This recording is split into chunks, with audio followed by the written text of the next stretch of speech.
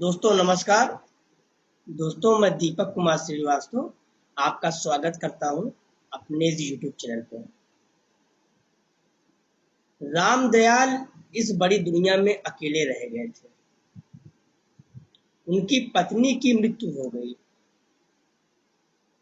वह 2-4 दिन ही बीमार रही। मोहल्ले वाले उन्हें अस्पताल ले गए। उन्होंने ही भाग दौड़ की। रामदयाल खुद बीमार थे, लेकिन उनका लड़का मुंबई में रहता है। कई वर्षों से घर नहीं आया था। माँ की मृत्यु का समाचार मिलने पर उसने जवाब भेज दिया, बहुत उलझा हुआ हूँ, फुर्सत होने पर आऊंगा। पत्र पाने वाली रात रामदयाल तकिए में मुंह रखकर गिड़गिड़ा कर कितना रोए कहना कठिन है। उनकी खुद की संतान से उनको ऐसी उम्मीद नहीं थी। उनकी उम्र अब 65 वर्ष की हो गई थी। अब उन्हें हरदम लगता था जैसे दुनिया में उनके लिए कुछ भी शेष नहीं है। पड़ोसियों ने भी उनका बहुत ख्याल रखा। हर समय कोई ना कोई उनके पास मौजूद रहता, लेकिन फिर भी रामदयाल की उदासी बढ़ती ही जा रही थी। वह जितना सोचते या विश्वास पक्का होता जाता कि अब इस दुनिया में रहना बेकार है। और एक सुबह घूमने के लिए निकले तो फिर लौटे ही नहीं। उनके कदम शहर से बाहर की ओर चलते चले गए। एक बस आगे की तरफ जा रही थी। रामदयाल बस में बैठ गए। कई घंटे की यात्रा के बाद जब बस एक घने जंगल में से गुजर रही थी, तो वह पेशाब करने के लिए नीचे उतरे और एक दिशा में बढ़ गए। थोड़ी देर बाद उन्होंने बस के भोंपू की आवाज सुनी। ड्राइवर उन्हें जल्दी करने को कह रहा था, लेकिन रामदयाल बाबू वहीं खड़े रहे। उन्होंने ना लौटने का फैसला जो कर लिया था। वह वन में खो जाना चाहते थे। उस घने जंगल में दिन में भी पेड़ों के नीचे हल्का हल्का अंधेरा था। हर तरफ सुनसान पत्तों की साय साय हो रही थी, लेकिन रामदयाल बाबू को जैसे होश ही नहीं था। झाड़ियों में अटकते उलझते बढ़ते जा रहे थे। धूप तेज हुई तो प्यास से उनका गला सूखने लगा। अब वह एक ऊंचे कगार की ओर बढ़ रहे थे। आंखों के सामने एक दृश्य तैर रहा था। वह हवा में हाथ पैर मारते हुए नीचे घाटी की ओर गिरे जा रहे थे, और फिर एकाएक उनके कदम रुक गए। जहां ढलान नीचे घाटी की ओर खुलती थी, वहां 2 लकड़ियां लगाकर रास्ता बंद किया था। वहां मोटे मोटे अक्षरों में लिखा था, सावधान। रामदयाल बाबू ने इधर उधर देखा, पर कोई नजर नहीं आया। उनकी समझ में ना आया कि लोगों को सावधान रहने की बात किसने लिखी। उन्होंने जरा बढ़कर झांका तो देखा आगे गहरी खाई थी। वह पीछे हटाए, न जाने क्यों उनका मन कांप उठा। वह एक तरफ बैठ गए। कुछ देर पहले रामदयाल आत्महत्या के लिए तैयार थे, लेकिन अब कुछ कुछ उनको डर लग रहा था। वह कुछ देर आंखें मूंदे बैठे रहे, फिर उठे। प्यास से गला खुश्क हो रहा था, लेकिन वहां भला पानी कहाँ मिलता। तभी उन्होंने देखा, पास ही पत्थर की कुंडी में पानी भरा है। वहीं कुछ फल भी रखे दिखाई दिए। कुछ देर सोचते खड़े रहे, पिए या ना पिए। फिर प्यास ने जोर मारा तो गटागट पानी पी गए। वहां रखे फल भी खा लिए। अब जाकर चित्त कुछ ठिकाने हुआ, लेकिन एक बात रह रह कर परेशान कर रही थी, आखिर ये सब किसने किया। यहाँ तो कोई नजर नहीं आता कि कौन है वहां पे। रामदयाल के मन में आत्महत्या का विचार निकल गया। वह जंगल में घूमने लगे। जगह जगह उन्हें सावधान लिखा दिखा। कई पेड़ों पर जहरीले फल भी लिखे थे। उन्होंने पाया कि अगर वह सब ना लिखा होता तो कोई भी गिरकर अपने प्राण गंवा सकता था।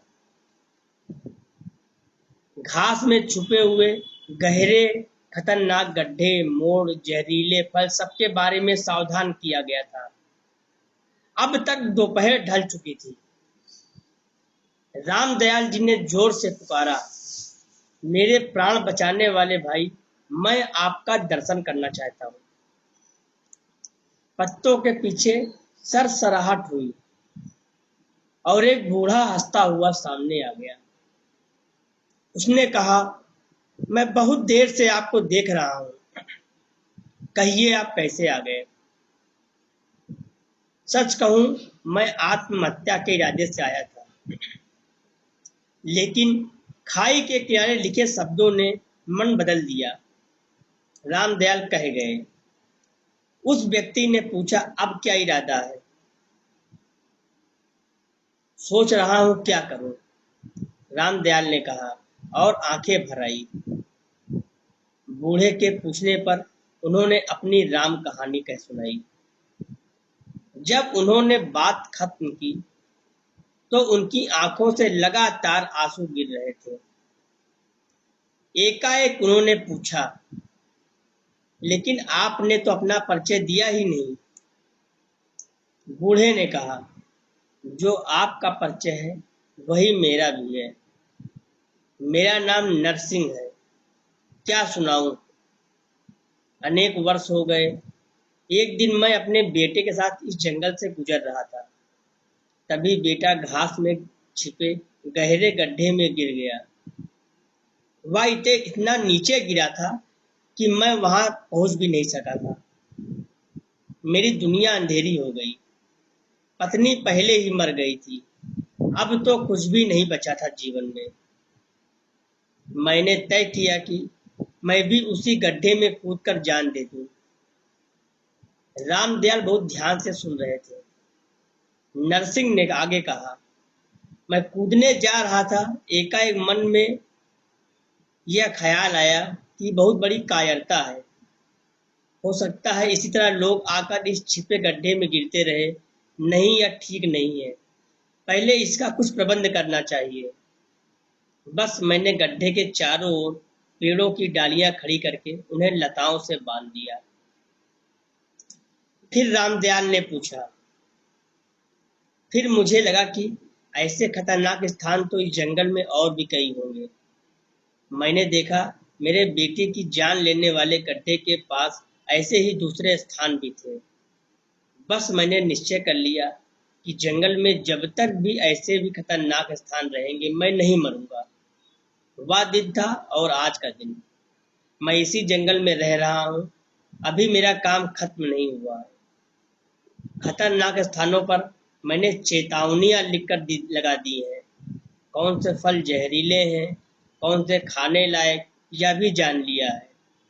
जंगल इतना गहरा नहीं रह गया है जितना पहले था। मैंने कई भटके लोगों को रास्ता बताया है, खाने पीने की सामग्री दी है, नहीं तो शायद वे मर जाते। और हर बार मुझे लगा कि आत्महत्या न करने का मेरा निश्चय गलत नहीं था। रामदयाल गंभीर होकर नरसिंह की बातें सुन रहे थे। एकाएक नरसिंह ने कहा, रात हो रही है, जंगली जानवरों का डर है। सुबह आपके जंगल से बाहर जाने का रास्ता बता दूंगा, आइए। नरसिंह रामदयाल को एक गुफा में ले गया। उसके बाहर आग जलाकर दोनों लेट गए। रात को जंगली जानवरों की आवाजें सुनाई दी, कभी दूर कभी एकदम पास।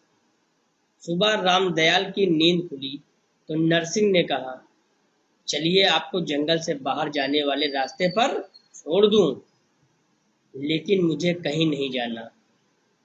तब कहाँ जाएंगे? क्या इरादा है? नरसिंह ने आश्चर्य से पूछा। मैं यहीं आपके साथ रहूंगा।